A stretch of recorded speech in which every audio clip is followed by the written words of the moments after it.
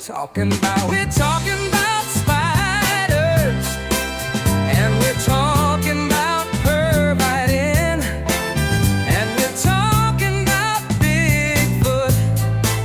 I'm here to tell you where he's been. They call me Mr. Gulley.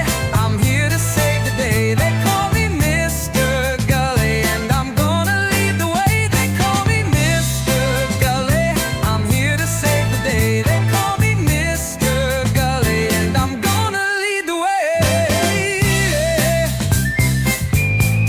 Here we go now. I'm talking about Mr. Gulley, and you don't know where he's been. Oh no, he's been right in your alley.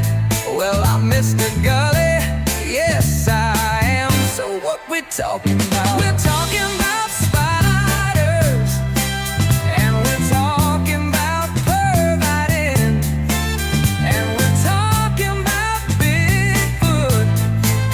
I'm here to tell you where he's been. They call me Mr. Gulley. I'm here to save the day. They call me Mr. Gulley, and I'm gonna lead the way. They call me Mr. Gulley. I'm here to save the day. They call me Mr. Gulley, and I'm gonna lead the way. Ooh.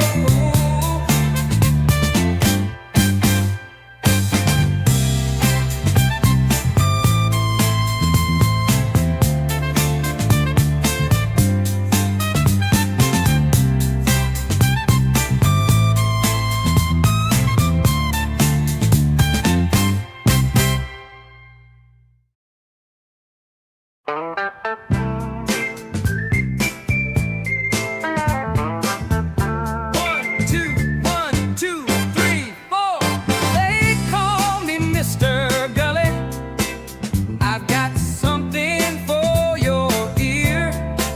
Now it might sound kind of funny, but I'll make it very clear. So what we talking about? We're talking about spiders, and we're talking about pervitin', and we're talking about Bigfoot. I'm here to tell you where he's been. They call me Mr. Gulley. I'm here to save the day. They call me Mr. Gulley, and I'm gonna lead the way. They call me Mr. Gulley. I'm here to save the day. They call me Mr. Gulley, and I'm gonna lead the way. Here we go now. I'm talking about Mr. Gulley, and you don't know where he's been. Oh no, he's been right in your alley. Well, I'm Mr. Gulley, yes I am. So what we talking about? We're talking about spiders, and we're talking about pervitin', and we're talking about Bigfoot.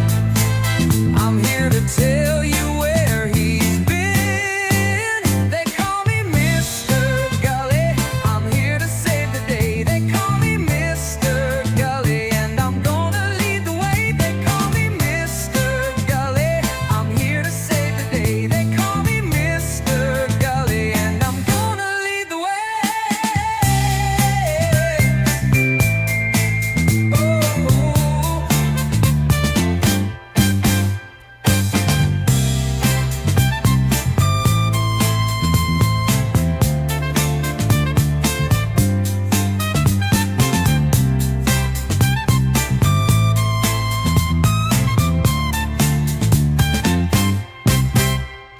Hey everybody, what's going on? What's hot? What's hip? What's happening? What is shaking tonight? Let me tell you about pinball. And I'm going to tell you all sorts of things about the history of pinball.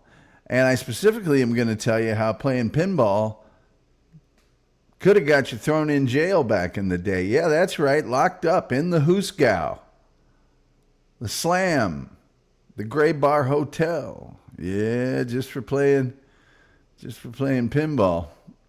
You betcha.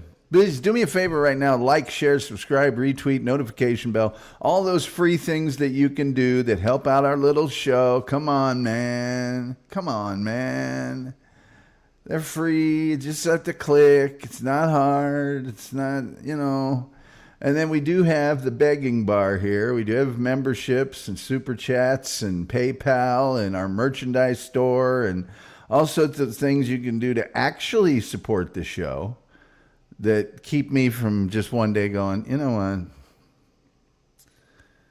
I could make more money walking alongside of the road and finding pop bottles that you can redeem for a nickel, which I don't think you could do anymore, but you could back in the days when I was playing pinball. That's for damn sure. Let's look at a couple of your comments here real quick. Team Brittany was here first. She actually gave me some cool information that I'll tell you about later about pinball. And she got the first like, so Gullerinos, Gullyhead, Gully Gang, I don't know what the other ones are. Assemble. Turkatron is here. Turkatron holds within her knowledge the locations to the most succulent and delicious of taquerias in the world, and therefore you should be nice to her. Sky is here. He's a technological expert to the Tom Gulley Show. Despite is here, who I never really converse with in the Discord, although I see him there, I just feel awkward. And I am the pinball wizard, I guess. I am feeling all the bumpers, always playing clean. I play by intuition. The digit counters fall. Anyway. And then Goat is here, and he says something I don't want to put on the screen. For my own self-preservation. Can you dig it? I hope that you can. Last show of the week is this one right here. Next week on Monday, we will have my, not the, but my top 10 Letterman moments of all time, as requested by Doopa-Doopa-Doo. I, of course, being the first recipient of the David Letterman Scholarship, am an authority. You're welcome. Tuesday, we will be doing a show on the Jarvik's Heart. Wednesday, we will be doing a show on some form of Halloween candy. And then Thursday, it's either Captain Kangaroo or Bob Ross. I'm thinking it'll be Captain Kangaroo, and we'll save Bob Ross for a little bit later. Although Bob Ross was produced at Ball State University, where I got the Letterman Scholarship. We could all tie it together, or we could spread it out. It's really up to you. I don't give a damn. Okay, it's not totally up to you. And then I wrote some other things on this piece of paper that I can't read now. So I don't know what. But Monday, top 10 Letterman moments of all time. Tuesday, the Jarvik's Heart. Wednesday, Halloween candy. And then Thursday, Captain Kangaroo. But for right now, why don't we tell you about pinball? I don't see any of the old school pinball people in here that were here last night clamoring for a pinball show.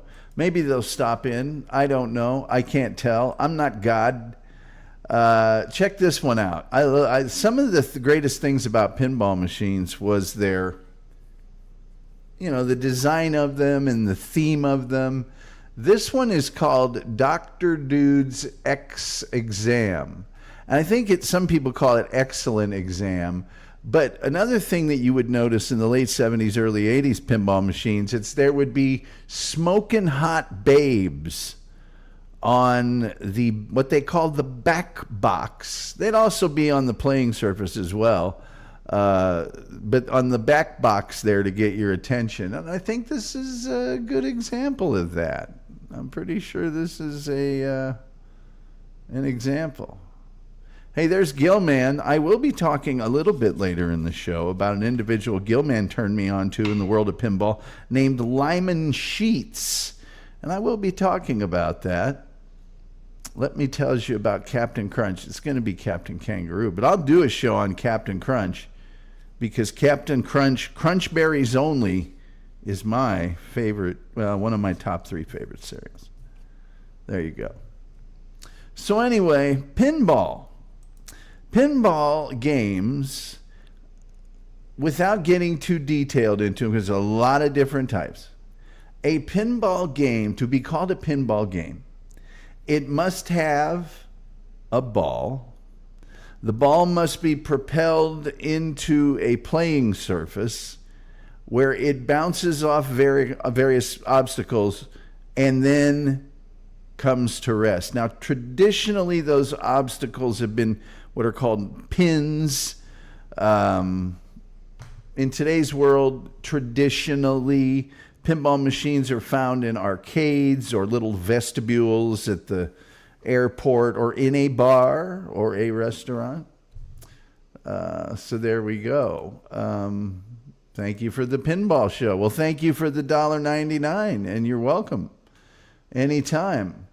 So anyway, the game's object is to generally score as many points as possible. And we'll get into flippers and all the different things that you can use to manipulate the ball. I can tell you that there are some photos, and I do have at least one, I believe, of early. There's a lot of controversy around when pinball machines first started, and I'll tell you about that in a second. And I had some pictures of the early ones, but I didn't want to make you sad. They are so pathetic. I just didn't want to show you one, and I just couldn't do it. They are awful. They are nails in a board that they drop a ball down. It's not exactly like a pachinko machine. It's lamer than that, but whatever. Jay Warren is here and desperately craving to not be here. Yeah. Back in the day, the biggest pinball manufacturing companies were Bally, Gottlieb, Williams, Stern. Now Stern is still around, but the pinball industry went through a decimation period where it was really popular and then it went to zero with the invention of video games and video arcade games. So there's some new ones: Jersey Jack, American Pinball, Chicago Gaming, Pinball Brothers, Spooky Pinball, which I'm sure Jay Warren would like, and other little manufacturers. Now, here's how nerdy the pinball world can get. There's 3 different schools of thought. Why am I saying this? There's 3 different. Can I show you the KISS pinball machine, which was real popular when I was a kid? Everybody liked the KISS machine. There you go. It's the KISS guys on it. Some people believe, like Roger Sharp, pinball historian, he asserts that the origin of the pinball machine lies in Montague Redgrave's patents for the spring plunger and playfield bells in 1871. And by the way, there are earlier examples of pinball machines than that go into the 1500s. Some researchers, like Stephen L. Kent, they think the history of the pinball machine begins in the 30s when these 2 games, Gottlieb's Baffle Ball and Raymond Maloney's Ballyhoo, were manufactured in very large numbers, which had never happened before. And then there's the guy that traces the history back into the 1500s when table versions of garden bowling games were invented, which is really stupid. It's just dumb. The spring launcher started like during the reign of Louis the 14th, you know?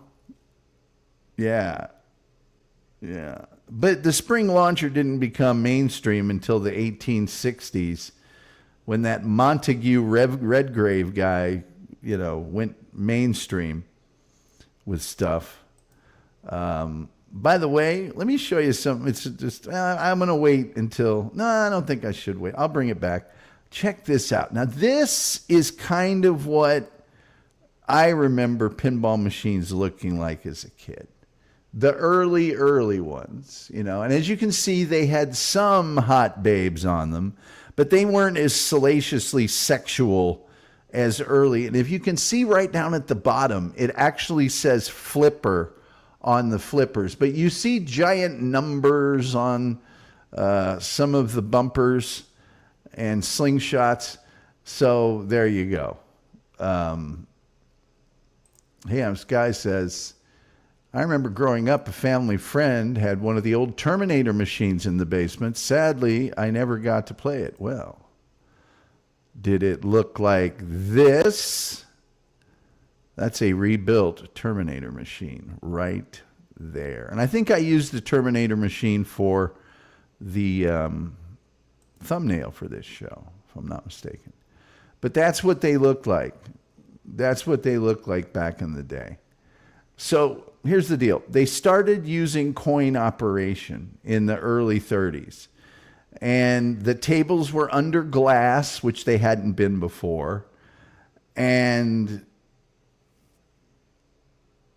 there you go. They started taking money into it.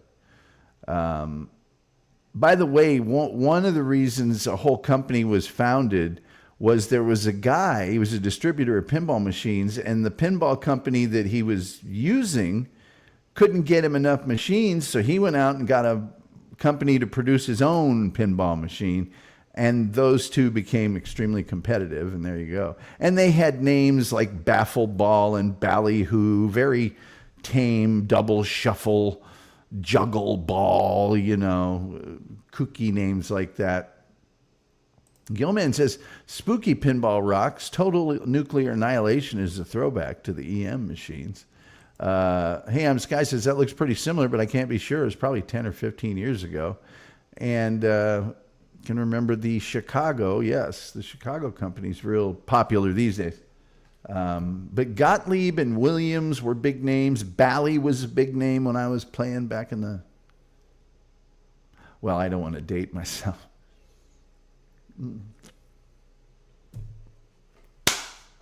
But the 1930s saw huge advances in pinball machines. They became electric, so the scorers could, you know, do the scoring. And they could do things like there's a thing in a pinball machine called a hole. Easy now, I know what you're thinking. But the ball can go into the hole and then be shot out of it because there's a solenoid in the machine. And there's two companies that when you get a free game, the solenoid actually makes a big knock into the wood of the actual table itself. It's a big, loud noise. It's kind of a trademark of, you know, the things. By the way, Chicago has been the epicenter of pinball manufacturing since the 30s. Okay? And during World War II, all major manufacturers of coin-operated games didn't do that. They did stuff for the war effort, okay?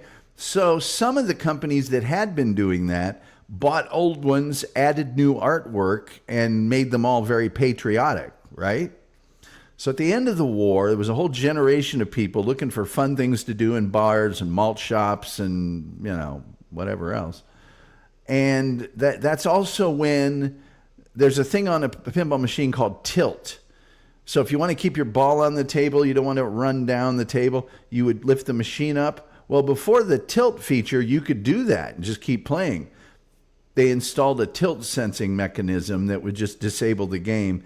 And they also installed a way to award you a free game if you did certain things. If you made a combination of shots or if you got a high score, you can get a free game. In 1947, flippers were widely introduced. Now you can see the flippers right here at the bottom of this picture. But as always here on the Tom Gulley Show, I'm not going to make you squint your eyes like that. There are some flippers right there for you. That's what the flippers are. There's buttons on the side of the machine these days, and they control those flippers that you can use to hit the ball and keep it going. I think if you see that shoot again thing, in some games,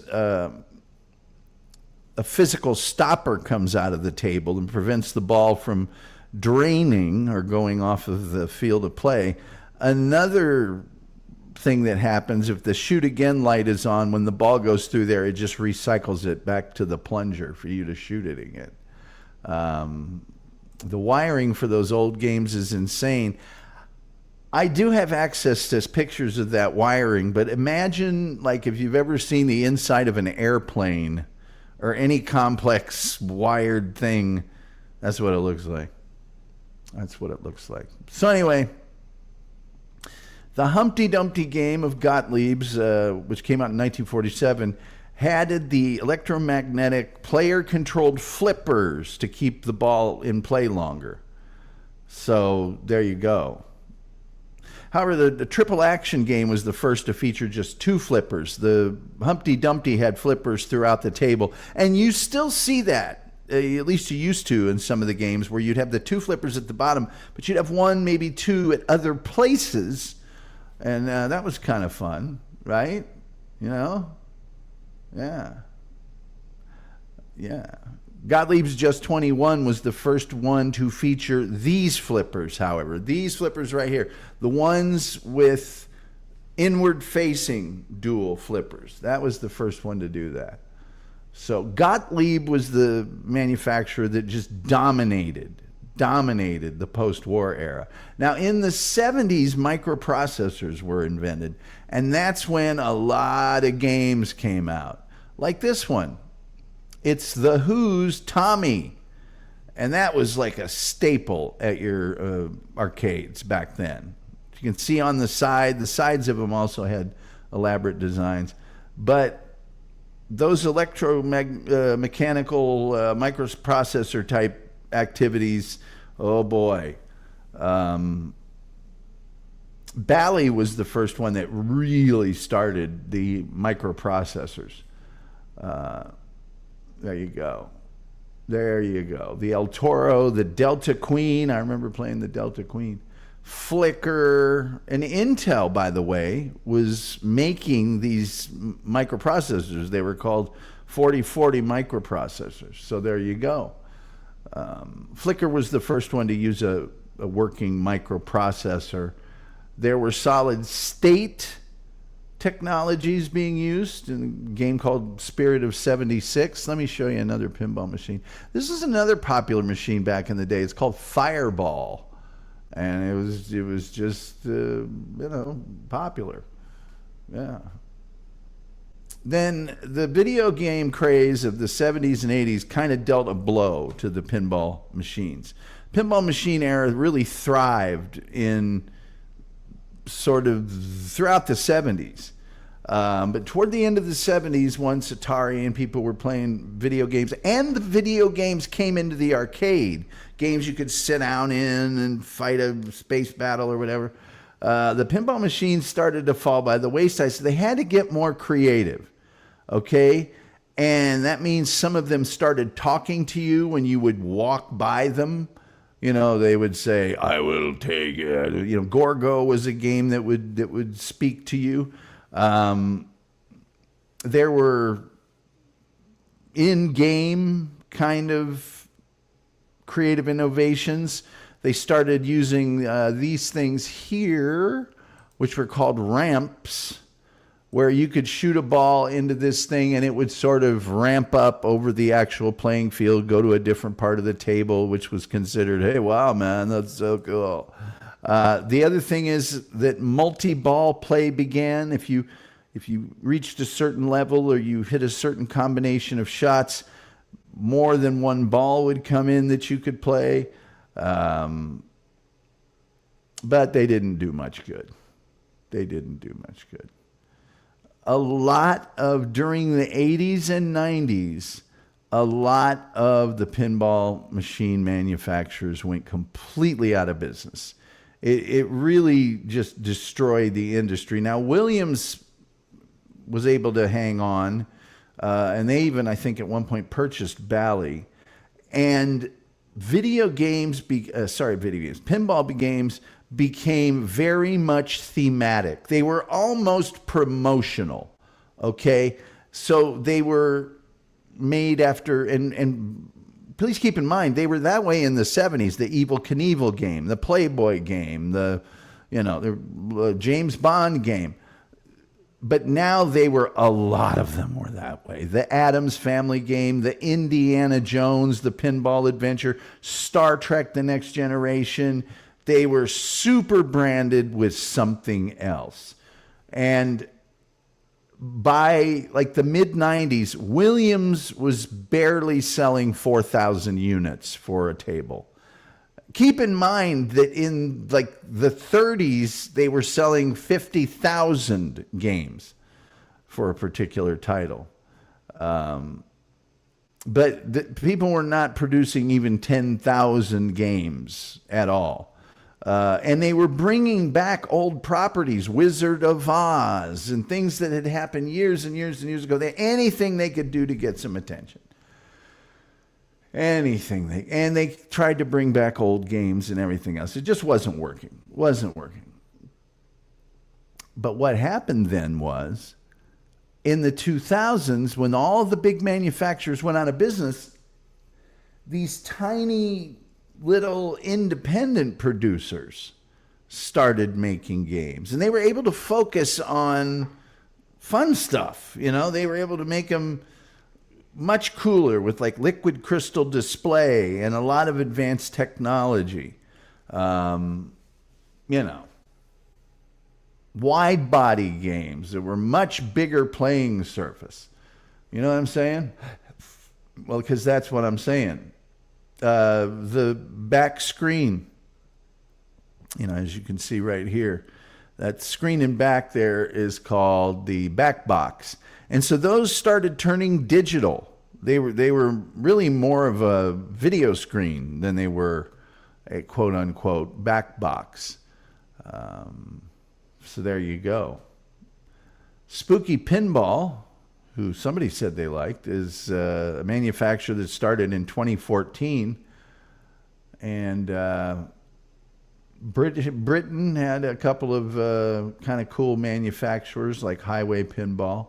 Dutch Pinball of the Netherlands made a Big Lebowski pinball machine. Weird Al had a machine, Weird Al's Museum of Natural Hilarity. There was a Houdini game, a Hot Wheels game, Jim Henson's Labyrinth, which is made in the 80s. Well, they made a pinball table for it in 2023. Anything they could do. Now, my good friend Gilman says to me, he says, hey, fella, back in the day, you could get your rear end thrown in the slammer for playing pinball. Back in these days here. By the way, we got some more comments I better get to. Multi-ball was a game changer, sure. Oh, it's Roller Skater Texas Girl. And I know that she hangs out. She's at roller skating places. They got pinball machines there, I bet you still. And air hockey, you bet you. Gorgo, yes, as I mentioned, was the Gorgar, was the first talking machine. Although, can we be honest, Gorgar was not possessed of the greatest vocabulary. But I remember at the arcade I went to, I went to an Aladdin's Castle, which was the big arcade chain. But there was also another one in our town that was just independent. And I remember the first time I went by it and it started talking and stuff. It was a little bit annoying. It was a little bit, hey man, what are you yelling at me for? But I got used to it. Anyway, foosball. Let me tell you kids something. If you ever have the opportunity to meet me in real life, which you're never going to get to, don't play me in foosball.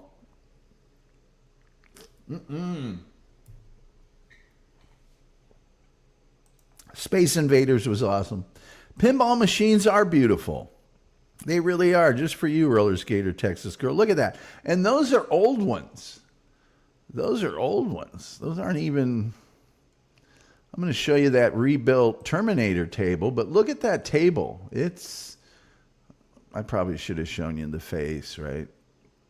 But yes, they are. I'm going to show you the one with the hot babes on it again. Look at that girl. She's going to examine me. We still have a few. Yeah.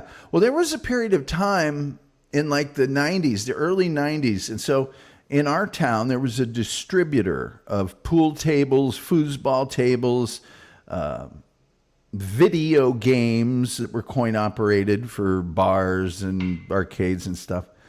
And they still had pinball tables. And if you went there, because one of them was real near me and another guy went there, you could pick up a pinball table completely refurbished and working for like $200 or $300. I mean, they were just trying to get rid of them. And that's not the way it was now. Addams Family, great game, yeah. Terry Nee says, the knocker was a satisfying, iconic sound that signaled a significant achievement in the game, like high score or winning a free game. You betcha it was that solenoid that was in the inside of it. And Terry Nee, always a proponent of the fact that a knocker is satisfying. Gilman says the value of those older machines has skyrocketed. They sure have. And like I mentioned, Gilman, you could get them for just a couple $100 at one point. Do we have any arcades anywhere, Tom, with pinball? Well, let's just see. Arcades near me. There's a free play arcade in I don't want to dox myself. There's two Activate games in Dallas. One's in Plano, one's in Greenville. And then there's a free play arcade in Richardson. So, and they all have very high ratings. I'm not seeing any. Let me look at the. Yes, the free play arcade, it looks like, does have some pinball tables. I don't see any at Activate Games. No, Activate Games looks a little more high tech. But the free play in Richardson, it's on Beltline, does look. It closes at 2 a.m. Oh my God. And I guess you can go to freeplayinc.com and it'll give you the answer there, Roller Skater Texas girl. There you go. I'm glad I was able to help. Hey, please do me a favor, like, share, subscribe, retweet, notification bell. I need the views. This has been the worst week for views in the history of our show. And I did the best show I've ever done on Tuesday. So what's that mean? What's that tell you? There's no accounting for taste. Terry Nee said the sit-down Star Wars arcade machine was an addiction of mine after waitering at a Penn State restaurant. Hey, Terry Nee, I was addicted to Galaga. I was a little bit addicted to Tempest. There was a couple of the early video games. 1983. Ooh. 1983, it was a very good year anyway. Yesterday, when I was young, I thought of songs just waiting to be sung. Goat says my buddy's dad had the retro Playboy pinball, just sat outside and got dirty. Damn shame. It is a damn shame because that one, when you do certain things, it would go. Gilman says Steve Ritchie was a great pinball designer. He made his games flow like high speed. I used to love it when you just really nail it and you would go through one of the spinners and you would just hit it full and just, and you'd be like, yeah, and you'd watch that score just right next to Duck Creek Golf Club, if you say so, man. Maybe you should go with Tom Venom. Sorry I'm late. Nobody is ever late to the Tom Gulley Show. It's never happened in the entire history of the show.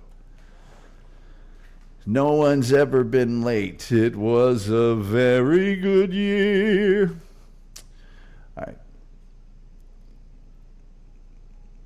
So pinball machines at a certain point were used as gambling devices in bars. And there was a grid on the scoring area with spaces that would correspond to targets on the play field, and you could get a free game, but it was very random. And so it was kind of like, you ever bet squares on a football game? It was kind of like the same thing. And then you would cash out with the owner. So it really was gambling. So at a certain point, it was discontinued because they wanted to keep things legal. And in certain places, awarding the free games was considered illegal. So instead of having a free game, they came up with the feature called Add a Ball, which just gave you another ball, which is kind of a free game, but you're still playing the same game, so it's not a free game. Pinball was banned, completely outlawed from the early 1940s until 1976. And you might think it was banned in like backwater places and, you know, out of the way Bible, but no, it was banned from the early 40s until 1976 in New York City. Yes. New York mayor at the time, in the early 40s, Mayor Fiorello LaGuardia, was responsible for this because he believed it stole the hard-earned nickels and dimes away from school children. And he, had raids done throughout the city, and they collected thousands of pinball machines. And the mayor himself and the police would have these big press conference type things where they would destroy the machines with sledgehammers, and then they'd throw the debris into the river. Now, if that's not New York, but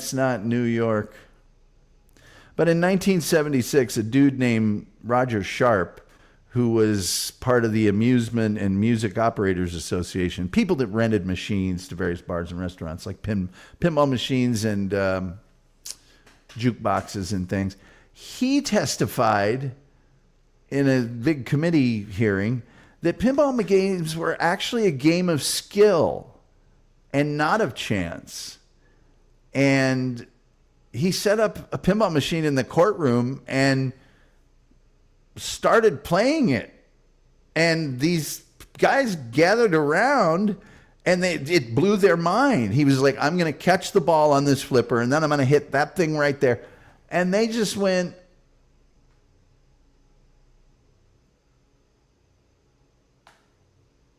that's pretty amazing. And they released the ban. Los Angeles banned pinball machines earlier than New York in 1939. And that ban was overturned by the Supreme Court of California in 1974 because they said if pinball machines were games of chance, the ordinance was preempted by state law governing games of chance in general. In other words, there's a way to govern that. And two, if they were games of skill, it was unconstitutional to ban them anyway. Chicago banned pinball, and they were banned for 3 decades, but that ended in 1976. Philly and Salt Lake also had bans, but the town of Kokomo, Indiana, lifted its ordinance banning pinball. Have you ever been to Kokomo, Indiana? I have. You got to go down State Highway 31 north to get to South Bend from Indianapolis. One of my best friends in college lived in South Bend. He runs the big record store there now, by the way. Kokomo's a drag, man. They just lifted the ban on pinball machines in Kokomo, Indiana in 2016. And not even early 2016, like December, like the last vestiges of 2016. It's not enforced anymore, but South Carolina, yeah. They still ban minors under 18 from playing pinball machines. And that's a shame because who else is gonna? Let's get to some of your comments. You know what I'm saying? extra ball. Hey, there's Team Brittany. While Team Brittany's in the room, she did send me an interesting article. Lest you think pinball and pinball machines are the,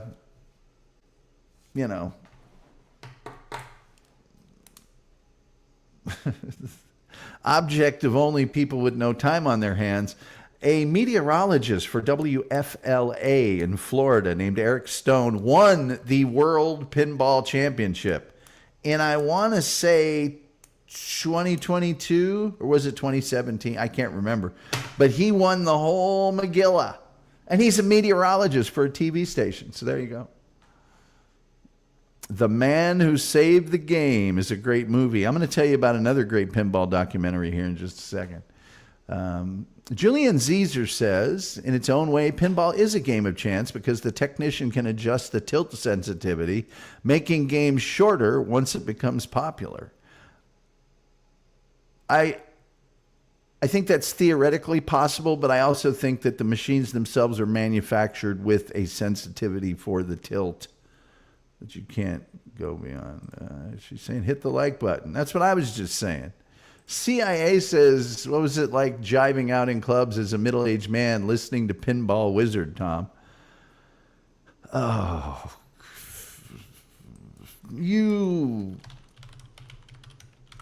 whoops.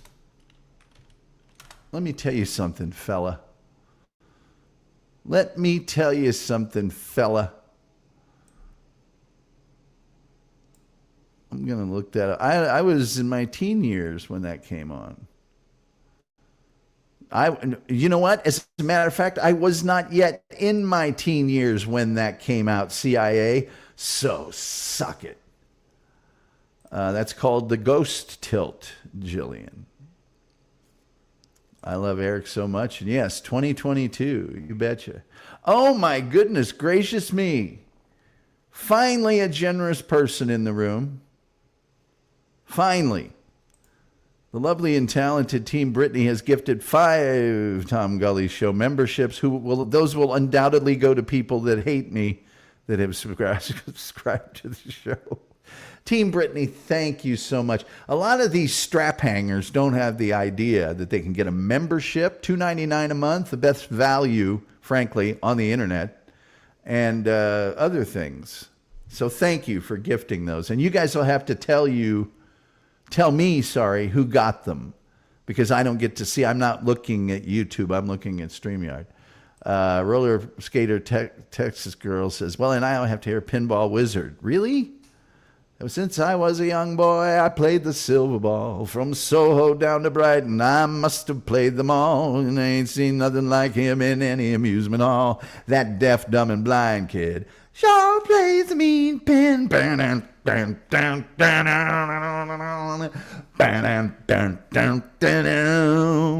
It stands there like a statue, becomes part of the machine.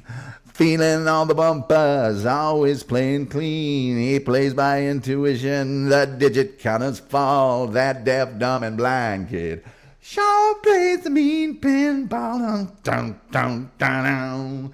He's a pinball wizard, there has to be a trick. Okay, never mind. Whoa, nice. Stop it, haters. There's no haters in here. And by the way, I love my haters. Their tears are delicious. Yes, let's hear it for Team Brittany, by golly. By Billy Gumbo. Last show of the week, next week on Monday, my top 10 Letterman moments of all time. As the first David Letterman Scholarship winner, and then second day of the week will be the Jarvik's Heart. The third day of the week will be a Halloween candy of some kind. And the fourth day of the week, Captain Kangaroo. All right. Roller Sexist Girl says, fire. I'm on fire. It's a good song. Roller Skater Text Girl. Tom was the inspiration for the song. I don't know about that. I've never had a disability. Dupa says, hello, Roller Skater Texas Girl. Pinball Wizard is a great skating song. It really is. Wicked Uncle Ernie was the creepest, wasn't he, though? Hello, Dupa Dupa Doo. By the way, Dupa, Monday, top 10 Letterman moments of all time. As as named by me, the first recipient of the David Letterman Scholarship for Creativity.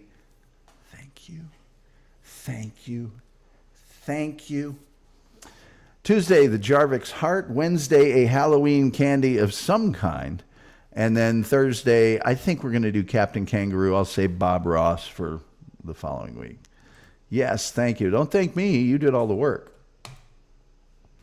Cabinet, I got to rush here because Cabinet, I want to turn the thing on. You know, the link. Put the link in the room. Cabinet, the pinball machine's traditionally wooden and shaped like a box. Playfield is inside of it. I've already talked about the back box. Those are those things that you see on the screen at the back. It's pretty self-explanatory. The back glass covers the back box. The playfield, do I have to even say it? The plunger, do I have to even say it? The flippers look like that. Here, let me go through some of the spilkus and the connectigozoid. Those, of course, are the flippers. Some have a third or fourth flipper. And the golden age of pinball was really ushered in by the origination of the flippers. Now, there are things called kickers and slingshots. They're similar to bumpers, but that is a kicker or a slingshot. And there's a switch, all right, that has what's called a pop bumper, a thumper bumper, a jet bumper, or a turbo bumper. So it's not, there are games that have just that rubber band sort of surrounding it that don't do anything. And those are called dead bumpers or passive bumpers. But the ones that are active that you and I are probably more used to, those are called pop bumpers, thumper bumpers, jet bumpers, or turbo bumpers. And they make the ball really, really rocket right off of them. They really do. And then, like I said, those are known as kickers or slingshots. There are a number of different targets like spinners and things like that. I'm showing this one, which is from the game Demolition Man. And the reason I'm showing it is this one has two particular things that are targets. If you see the lights at the bottom in the front there, those lights can serve a variety of functions.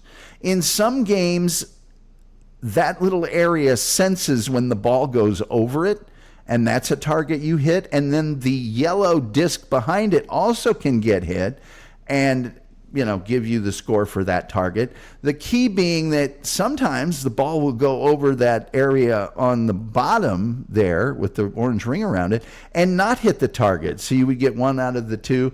Also, sometimes that lit up yellow with the orange ring just serves to tell you whether you've hit that target or not, and therefore you don't have to hit it again. You've completed that particular objective. What do you think about that? Personally, I think that's a pretty darn good explanation. Yeah.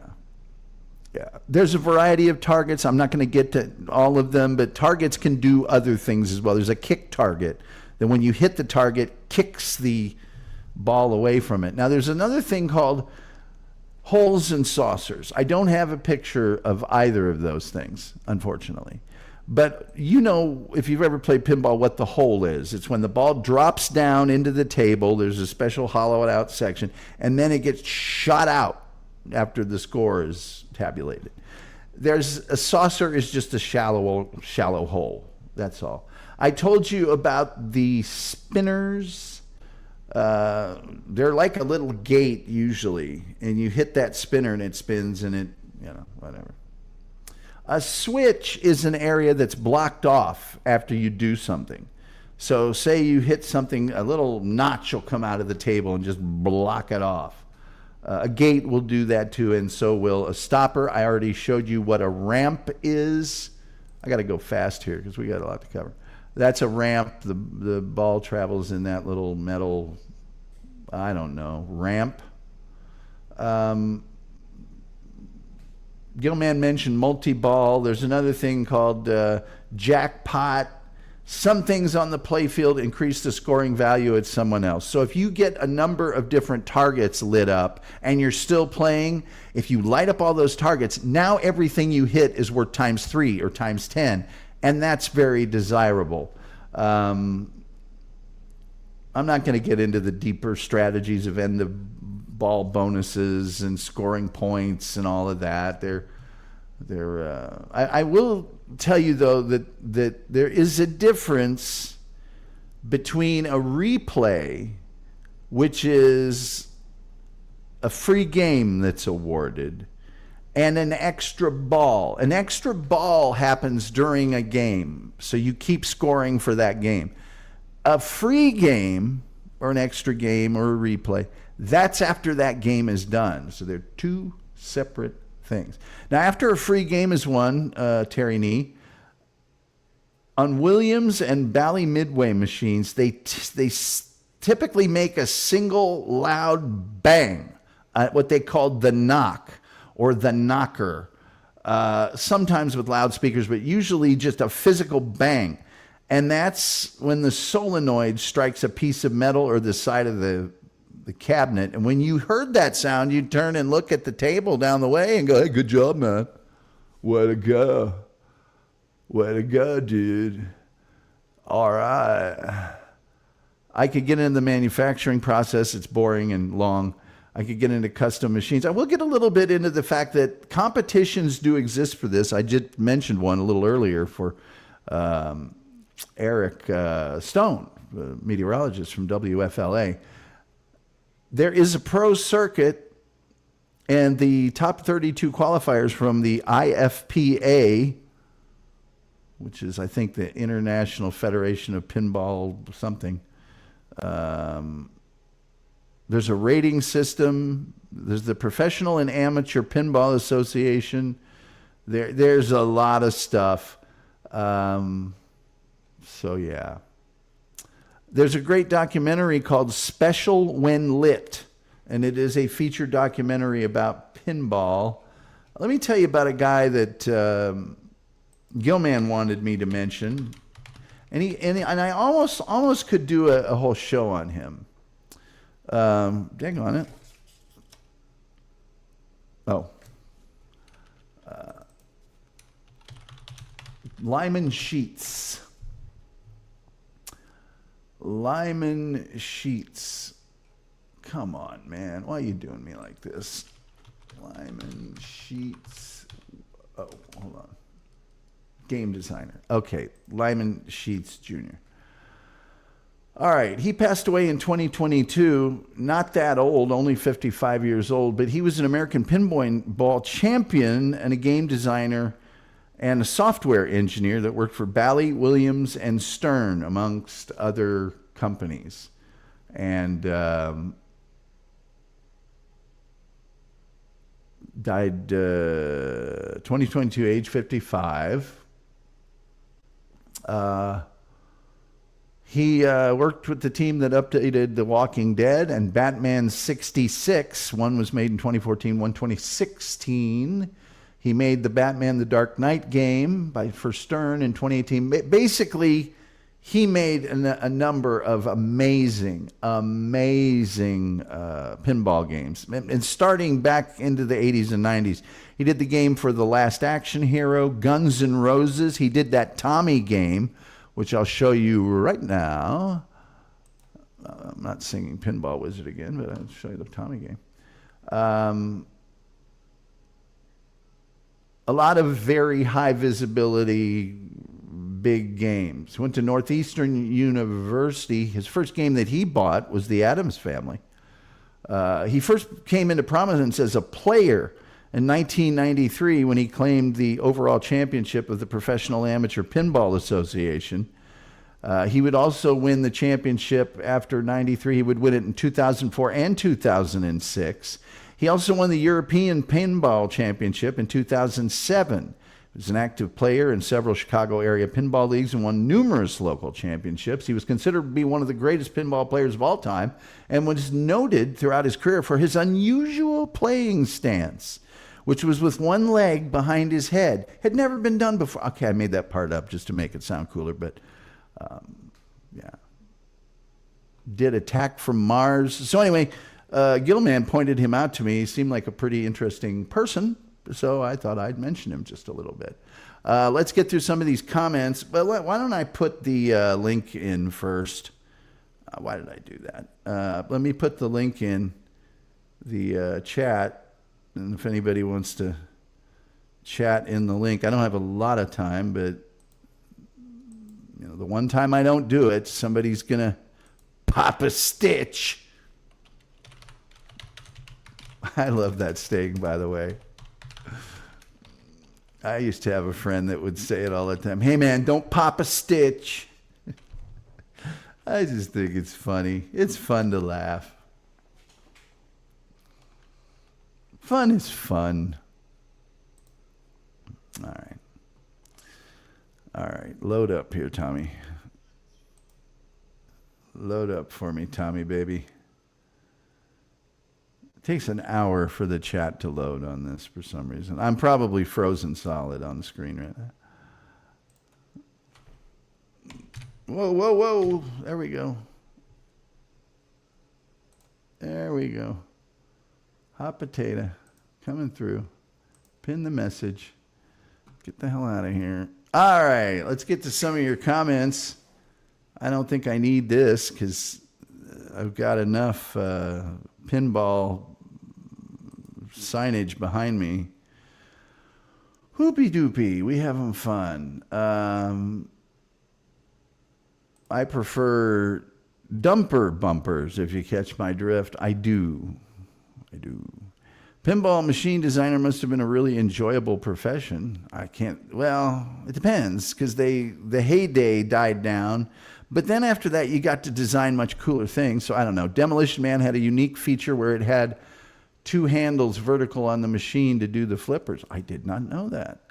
Holes and Saucers is the name of a strip club I frequent.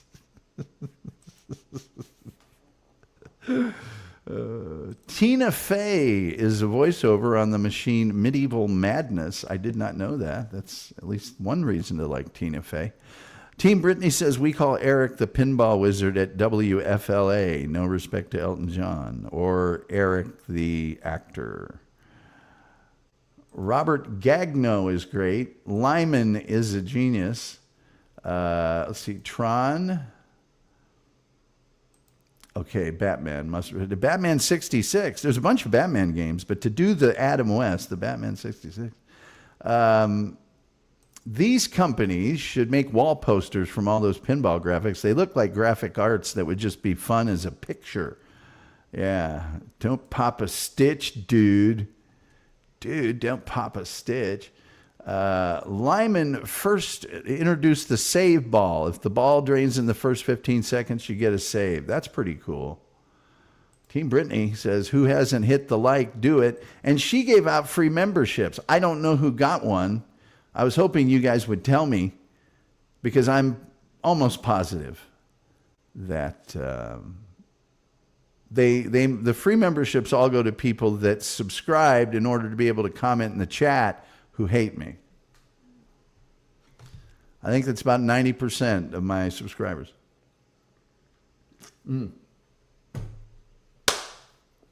Last show of the week. Please like, please share, please subscribe. All the free things you can do to help grow this show, and by God, we know it needs it. Also, memberships, super chats. Buy somebody a membership like Team Brittany was kind enough to do. My good friend Gilman was kind enough to give us a super chat. That's very generous. We love that. Then we also have the merch store. And the merch store is a great place, much like PayPal. PayPal, none of it goes to YouTube, but the merch store, you actually get stuff. I hardly mark it up at all, but you get things.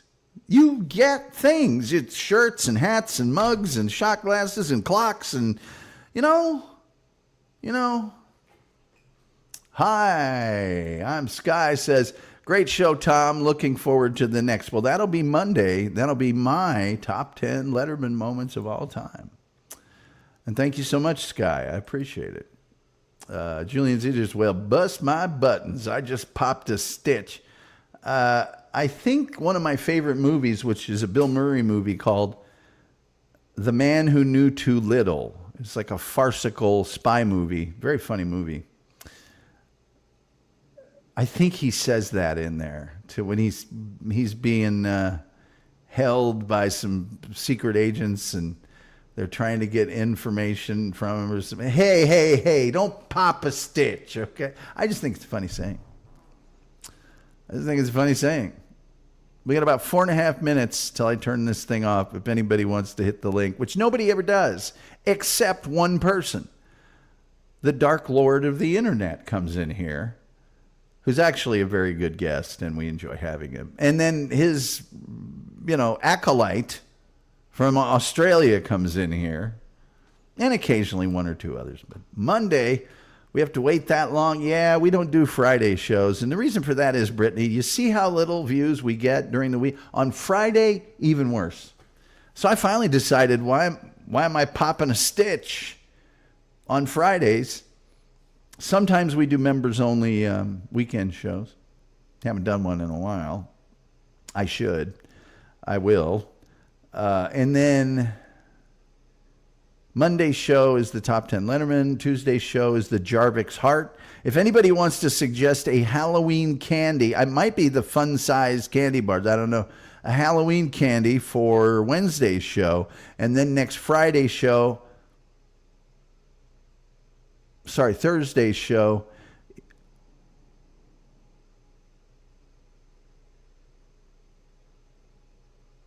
let's do Bob Ross. I did a kids show host this week on Monday.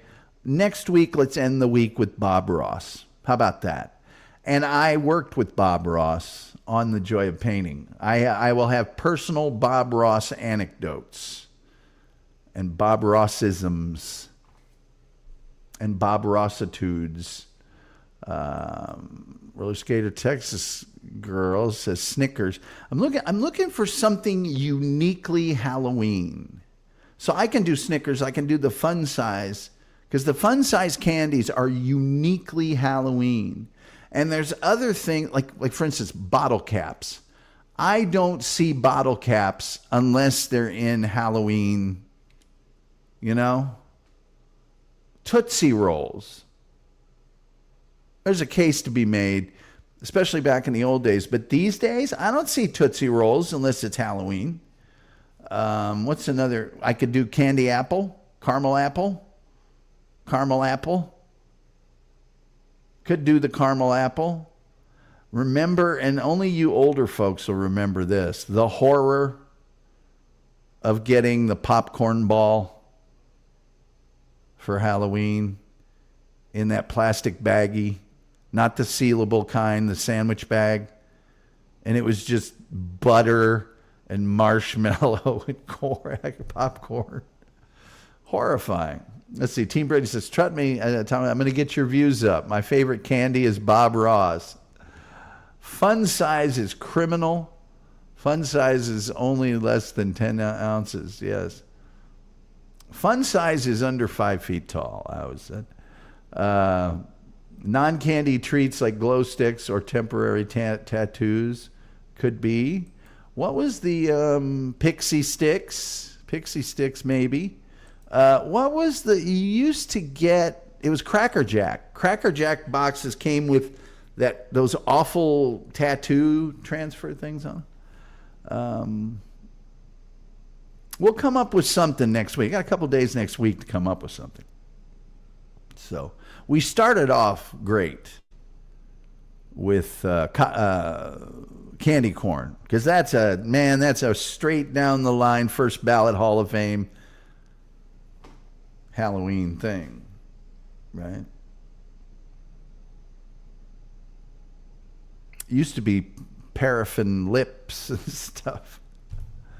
God, I used to hate getting that popcorn ball. Oh, God. And I love popcorn, but I'm not crazy about marshmallow. And I sure don't like, there's just something about homemade Halloween treats. Even if somebody made the Rice Krispie ones, it just... Or that special neighbor who gives out veggies to, yeah. That person wants to prove, okay. Or orange slices. Yeah, they don't understand. Those people don't understand. They also don't understand that you're going to eat all the candy you like the day after Halloween. And then you'll eat all the mid-range candy. And then for about a month will be the crap you don't like still in the bag. Were the razor blades or drugs they always warned about ever real? Very, very microscopically not. I don't think the razor blades have ever happened. And as I said, back in my day, the hospitals, and they would advertise this, would offer to x-ray your Halloween candy. Doopa-doopa-doo is funny. Gilman, thank you so much. Everyone, please play and support Pinball. I've been part of the community for 15 years. Highest ranking was 98 in the U.S. I love the silver ball. From Soho down to Brighton, he must have played them all. How do you think he does it? I don't know. What makes him so good? He doesn't see lights a-flashing. Don't hear no buzzers and bells. Anyway.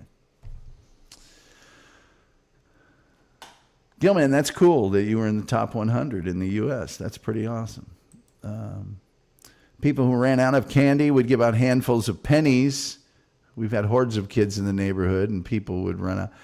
And then, you'd find the pennies all over the front hood of the car. Anyway, Team Brittany. Thank you, Brittany, for all your generosity. You too, Gilman. Julian, I forgot about the pennies. Julian Zezer says, thanks for the trivia and additional deets. And thank you all for being here. RSTG, man. There's got to be some pinball around here. Got to be. Gots to be. That RSTG, she's good people. And she can skate like 50 miles an hour. I'm not going to play it again. Maybe I'll play it on Monday. Good Lord. Did I already do a thing on roller skating? I know I did one on roller derby. But roller skating, I don't, because there's probably like certain competition kinds of roller skates, because she does that backwards skating faster than I can skate forward, faster than most cars can travel in small neighborhoods. And then she does that slide on one foot for like 50 feet. That's, geez, Louise. Thanks, Julian. And there's Tom. And, with all that being said,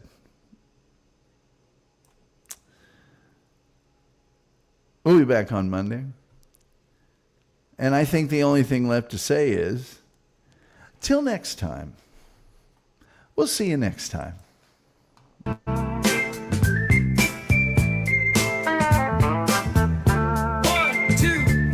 2, 3, 4. They call me Mr. Gulley. I've got something for your ear. Now it might sound kind of funny, but I'll make it very clear. So what we talking about? We're talking about spiders, and we're talking about pervitin', and we're talking about Bigfoot. I'm here to tell you where he's been. They call me Mr. Gulley. I'm here to save the day. They call me Mr. Gulley, and I'm gonna lead the way. They call me Mr. Gulley. I'm here to save the day. They call me Mr. Gulley, and I'm gonna lead the way. Here we go now. I'm talking about Mr. Gulley, and you don't know where he's been. Oh no, he's been right in your alley. Well, I'm Mr. Gully, yes I am. So what we talking about?